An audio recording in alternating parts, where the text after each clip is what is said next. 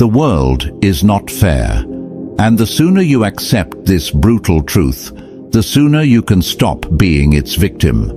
Right now, while you're watching this, someone less intelligent than you is commanding more respect. Someone weaker than you is wielding more influence. Someone with fewer skills than you is living the life you want, simply because they understand the dark psychology of human nature. You've been programmed to play by rules that others broke long ago. You've been conditioned to be nice while others are being strategic. You've been taught to wait for respect while others are taking it. The game is rigged, but not in the way you think. It's rigged against those who refuse to learn its real rules. It's rigged against those who believe fairness exists. It's rigged against those who think good intentions matter more than psychological dominance. 500 years ago, Niccolo Machiavelli decoded the true mechanics of power and influence. He discovered why good men finish last and why ruthless strategists rule the world. Today, I'm going to share 8 dark psychological principles that will transform you from someone who gets overlooked to someone who becomes dangerously confident, untouchable, and impossible to ignore. But I'm warning you, once you see the matrix of human psychology, you can never unsee it. Once you understand these principles, you'll never be able to play the victim again. Let me tell you about the moment everything changed for me. I used to be that guy who had all the right answers, but no one listened.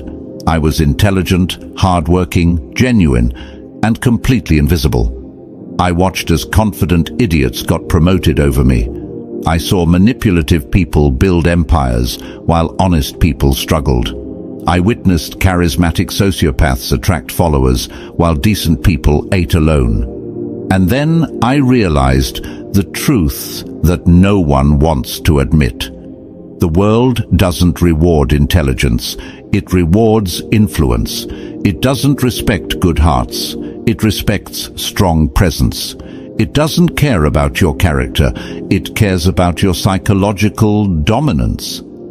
This realization destroyed my naive worldview, but it also liberated me from a life of frustration and invisibility.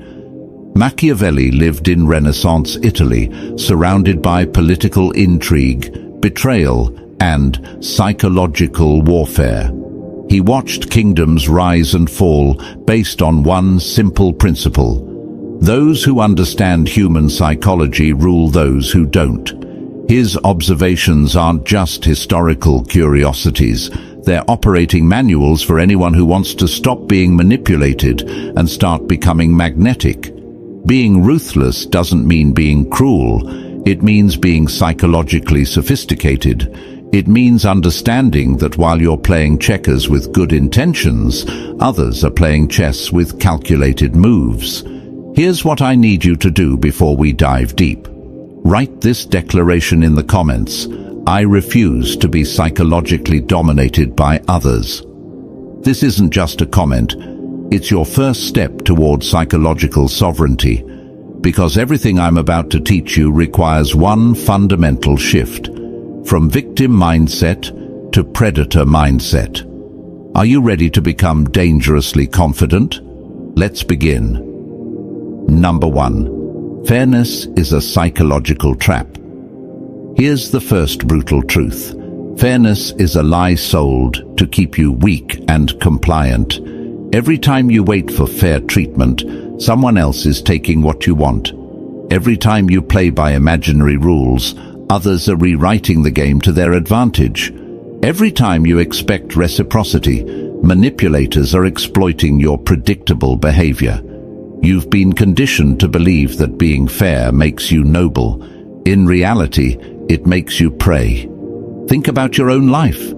How many times have you given respect to someone who showed you none? How many times have you helped someone who never helped you back? How many times have you waited for your turn while others cut the line? This isn't because you're unlucky, this is because you're psychologically programmed to lose. Machiavelli observed, Men should either be treated generously or destroyed because they take revenge for slight injuries. For heavy ones, they cannot. This isn't about physical violence. It's about psychological warfare. When you wound someone's ego slightly, they remember and plot revenge. When you psychologically dominate them completely, they accept their position and move on. Most people make the mistake of half measures. They give weak pushback to strong personalities. They set soft boundaries with aggressive people. They try to reason with those who operate on pure self-interest. This creates the worst possible outcome. You look weak, but you also create enemies who see you as a target they can eventually defeat. Here's what psychological dominance actually looks like. When someone disrespects you, you don't argue or explain why they're wrong. You simply demonstrate through your actions that disrespecting you comes with immediate and severe social consequences. You don't negotiate with people who don't respect your worth. You don't try to convince people to treat you better. You create situations where treating you well is in their self-interest, and treating you poorly costs them something they value. Stop being fair with people who aren't fair to you. Start being strategic with people who only understand power dynamics. Number 2, ruthlessness is emotional discipline. Most people think ruthless means losing control and lashing out. They're completely wrong. True ruthlessness is the opposite. It's ice-cold emotional discipline. Ruthless people don't get angry, they get strategic. They don't react emotionally, they respond calculatedly. They don't make decisions from hurt feelings, they make decisions from logical assessment of what serves their interests. This is why emotionally reactive people never build real influence. They're predictable. They can be manipulated by anyone who knows which buttons to push. They give their power away every time someone makes them lose their composure. Psychologically dominant people understand that emotions are information, not instructions. They feel the anger, frustration, or disappointment, but they don't let these feelings control their actions. Let me give you an example. Someone publicly embarrasses you or tries to undermine your reputation. The emotionally reactive person gets defensive, argues, tries to explain why they're right. This makes them look weak and validates the attacker's power. The ruthlessly disciplined person does something different. They note the attack, feel the emotion, then ask, what response would be most damaging to this person's social standing while elevating mine? Maybe they ignore the attack completely, demonstrating that the attacker isn't worth their energy. Maybe they respond with cold, factual correction that makes the attacker look foolish. Maybe they use the attack as an opportunity to show their superior composure. The key is that their response is chosen, not triggered. Machiavelli understood this. Injuries should be inflicted all at once, so that their ill savor, being less lasting, may give less offense. When you must respond to psychological attacks, make your response decisive and final. Don't engage in ongoing drama. Don't get pulled into emotional back and forth. Make one calculated move that ends the conflict in your favor. Think about the most psychologically powerful people you know. Do they lose their temper regularly? Do they get into shouting matches? Do they let others control their emotional state? Nah. They maintain emotional sovereignty. They choose their battles. They respond from strategy, not from feelings. This emotional discipline becomes a source of tremendous psychological power. When others know they can't manipulate your emotions, they start treating you with caution and respect. Master your emotional responses. Let others react while you strategically respond. Number 3, psychological dominance trumps likability. This truth will shatter your people-pleasing programming. being respected is infinitely more valuable than being liked. When people merely like you, they take risks with your feelings because they assume you'll forgive them. When people respect your psychological strength, they think twice before crossing you because they know there will be consequences. Likable people are safe. They're predictable. They're easy to take advantage of because everyone knows they won't retaliate meaningfully. Psychologically dominant people are dangerous. They're unpredictable. They're treated with caution because everyone knows they can and will defend their interests. Think about your social circles. Who gets the most respect? The nicest person or the person with the strongest presence? Who do people consult before making decisions? The one who agrees with everyone or the one whose approval actually matters? Machiavelli was direct about this. It is much safer to be feared than loved if one has to lack one of the two. This doesn't mean being a tyrant. It means being someone others know they cannot disrespect without facing real consequences. It means having a reputation for being fair, but formidable. Here's how this works in practice. Likable people say yes to requests they don't want to fulfill because they fear disappointing others. Dominant people say no without guilt because they prioritize their own interests. Likable people accept disrespect and hope it will stop. Dominant people address disrespect immediately and decisively. Likable people try to be included in everything. Dominant people are selective about what deserves their presence. Likable people explain and justify their decisions. Dominant people make decisions and expect others to adapt. The psychological shift from likability to dominance is profound. Instead of asking, "Will they like me if I do this?" you start asking, "Will this action increase or decrease my social power?" Instead of trying to make everyone comfortable, you become comfortable with others' discomfort when it serves your interests. Instead of seeking approval, you become someone whose approval others seek. This isn't about becoming an asshole. It's about becoming someone whose respect must be earned, rather than someone who gives respect freely to those who don't value it. Build psychological dominance through consistent demonstration of your standards and boundaries. Let others compete for your approval instead of competing for theirs. Number 4, decisive action creates psychological superiority. Here's where most people destroy their influence. They make weak moves repeatedly instead of strong moves rarely. Psychologically weak people constantly threaten consequences they never deliver. They give multiple warnings that train others to ignore them. They try to control through nagging, pleading, and emotional manipulation. This creates a terrible reputation. Everyone knows you're all bark and no bite. People learn to tune out your complaints because your warnings have no real power behind them. Psychologically dominant people operate differently. They give fewer warnings, but when they act, their actions are decisive and memorable. Machiavelli observed, "If an injury has to be done to a man, it should be so severe that his vengeance need not be feared."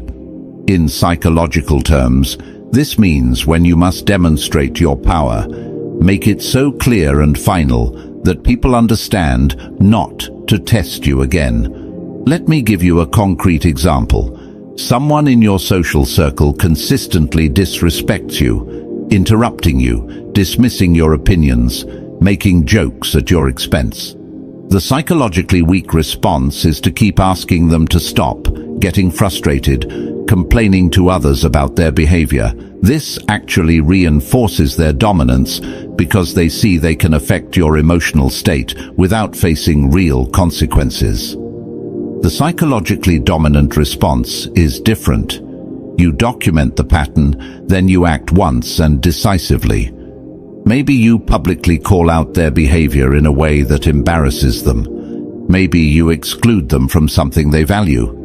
Maybe you demonstrate your social power by turning others against their behavior. The key is that your response is disproportionately strong compared to any single incident, but proportionate to the overall pattern of disrespect. This creates psychological impact. Others see that disrespecting you has real costs. They also see that you're not someone who makes empty threats. When you act with force. This principle works in all areas of influence. Instead of constantly trying to convince people of your value, you occasionally demonstrate it so powerfully that the lesson sticks permanently. Instead of always being available and helpful, you're occasionally unavailable in a way that makes people realize they need you more than you need them. Instead of arguing your position repeatedly, you take actions that make your position undeniable. Make fewer threats, but follow through completely when you act. Build a reputation for decisive action rather than empty warnings. Number 5. Perception management is reality control. This is the most sophisticated form of psychological influence. Understanding that people's perception of you matters more than the objective reality of who you are. Most people focus entirely on being good and assume others will naturally recognize their value. This is naive. Human psychology doesn't work that way. People don't have time to investigate your character deeply. They make snap judgments based on surface signals and social proof. If you don't actively manage how others perceive you, someone else will manage it for you, and not in your favor. Machiavelli understood this completely. Everyone sees what you appear to be.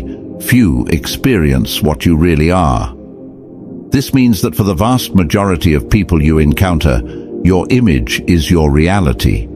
Your reputation is your power. Your perceived value is your actual value in their minds. Psychologically sophisticated people understand this and actively craft their image. They control the narrative about who they are before others create that narrative for them. This isn't about being fake. It's about being strategic in how you present your authentic qualities. Think about social media. Two people accomplish the same thing. One person documents it strategically, showing their competence and success. The other person says nothing, assuming their work speaks for itself. Which person gets more recognition, opportunities, and respect? The one who managed their perception. In face-to-face interactions, this means understanding that your body language, voice tone, clothing, and social confidence communicate your value before you say a single word. If you walk into a room with confident posture, make eye contact, and speak with authority, people unconsciously categorize you as someone important.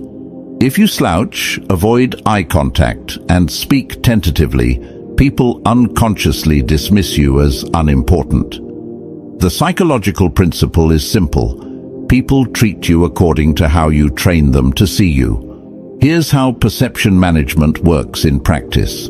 You control what stories people hear about you by strategically sharing your successes and downplaying your failures. You associate yourself with high-value people and activities to elevate your social status by proximity. You maintain some mystery about yourself, so people fill in the blanks with positive assumptions rather than knowing all your weaknesses. You project confidence even when you feel uncertain, because confidence is contagious and uncertainty is repulsive. Your reputation is your most valuable asset. Protect it, cultivate it, and leverage it strategically. Number 6. Narrative control is psychological warfare. This is the ultimate power move, controlling not just what happens, but how what happens gets interpreted and remembered. Every situation can be framed multiple ways. The same action can be seen as leadership or arrogance, confidence or selfishness, strength or aggression. The person who controls the narrative controls the meaning. Most people focus entirely on their actions and ignore the story being told about those actions. This is a massive mistake. In human psychology, the story often matters more than the facts. Think about any conflict you've witnessed. The person who gets to tell their version first and most persuasively usually wins in the court of public opinion, regardless of who was actually right. Machiavelli observed, "Men in general judge more from appearances than from reality. People don't have time to investigate every situation thoroughly. They rely on the simplified story they hear from trusted sources. Whoever controls that story controls what people believe." This means you must become skilled at framing your actions in ways that serve your interests. When you succeed, you control the story of how you succeeded. When you fail, you control the story of what you learned. When others attack you, you control the counter-narrative. Here's how narrative warfare works in practice. When you make a difficult decision that might be unpopular, you frame it in terms of principles and long-term thinking rather than immediate self-interest. When someone tries to make you look bad, you don't just defend yourself. You reframe their attack as evidence of their weakness or jealousy. When you achieve something significant, you tell the story in a way that highlights your strategic thinking and character, not just your luck or natural talent. Let me give you a concrete example. You decide to cut off a toxic friend who has been draining your energy. They might tell people you're selfish and abandon them when they needed you most. If you don't control this narrative, people might see you as heartless. But if you proactively frame the story, "I had to set boundaries with someone who was affecting my mental health and refused to respect basic friendship reciprocity," people see you as someone who values themselves appropriately. The same action, completely different perception. Advanced narrative control means anticipating how your actions will be interpreted and getting ahead of negative interpretations before they take hold. Always consider not just what you're doing, but how what you're doing will be perceived and discussed.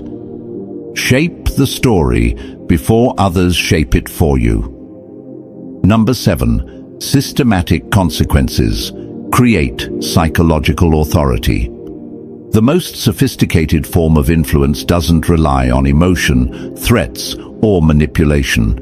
It relies on creating predictable systems where certain behaviors automatically lead to certain outcomes. This is psychological mastery because it removes your personality from the equation. People can't argue with systems the way they argue with personal decisions. They can't manipulate automatic consequences the way they manipulate emotional responses. When you base your authority on getting angry or making threats, you're giving others control over your power. They can push your buttons, manipulate your emotions, and negotiate with your reactions. But when you create systems where respect leads to access and disrespect leads to exclusion, you maintain complete psychological control. Machiavelli understood this. A wise ruler should rely on what is in his own control, not on what is in the control of others. Here's how systematic authority works in practice. Instead of arguing with people who don't respect your time, you simply become unavailable when they need you. Instead of getting angry at people who take advantage of your generosity, you quietly redirect your help to those who show appreciation. Instead of trying to convince people to treat you better, you create situations where treating you well benefits them and treating you poorly costs them. Let me give you a specific example. You have friends who always expect you to be the one who plans social activities, but they frequently cancel last minute or show up late. The emotionally reactive approach is to get frustrated, complain about their behavior, or give them guilt trips about being unreliable. The systematically authoritative approach is different. I plan activities for people who confirm attendance and show up on time. If someone develops a pattern of cancelling or tardiness, I stop including them in planning. You don't announce this as a threat or punishment. You simply implement it as a natural system. People who value your effort get more of it. People who waste your effort get less of it. This creates psychological authority because people start modifying their behavior to maintain access to what you provide. They can't argue with the system because it's based on logical consequences rather than emotional reactions. The most powerful part of this approach is that it's self-maintaining. You don't have to constantly enforce rules or remind people of boundaries. The natural consequences do the work for you. Create systems where people's behavior toward you automatically determines their access to your value. Let natural consequences teach people how to treat you. Number 8. Silent dominance is ultimate power. Here's the final and most crucial lesson. True psychological dominance operates in silence. People who constantly talk about how tough, smart, or ruthless they are usually aren't. They're advertising what they wish they possessed, rather than demonstrating what they actually control. Real power doesn't need to announce itself. Real influence works behind the scenes. Real psychological dominance is felt rather than declared. The most dangerous people in any room are often the quietest ones. They're observing while others are performing. They're calculating while others are reacting. They're positioning while others are posturing. Think about the most psychologically powerful people you've encountered. Do they constantly remind you of their power?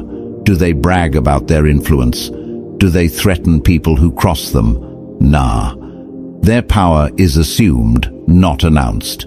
Their influence is demonstrated through results, not through declarations. Their dominance is felt through presence, not through words. Machiavelli captured this perfectly. The lion cannot protect himself from traps, and the fox cannot defend himself from wolves. One must therefore be a fox to recognize traps, and a lion to frighten wolves.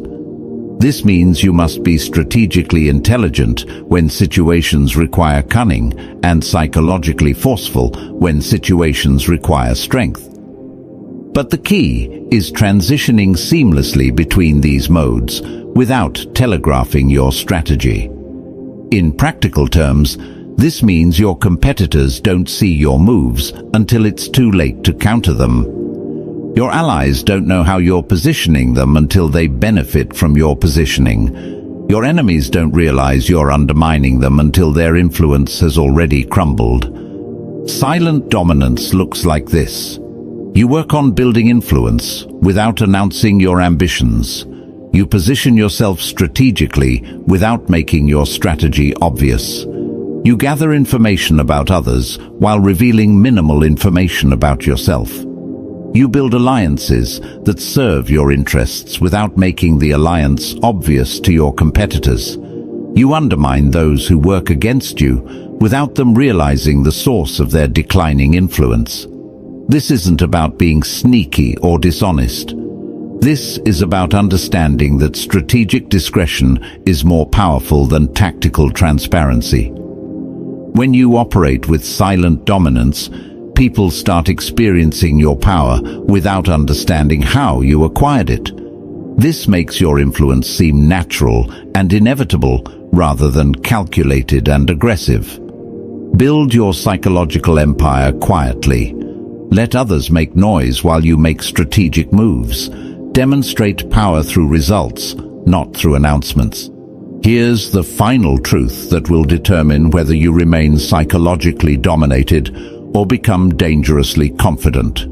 If you don't master the dark psychology of human influence, someone who has mastered it will control your life. This isn't a philosophical debate. This is psychological warfare happening around you every day. Right now, while you've been learning these principles, someone is using them against people who don't understand them. Manipulative people are exploiting those who believe in fairness. Psychologically dominant individuals are positioning themselves above those who think good intentions matter more than strategic thinking. The choice is brutal but simple. Become someone who understands and uses psychological influence, or remain someone who gets influenced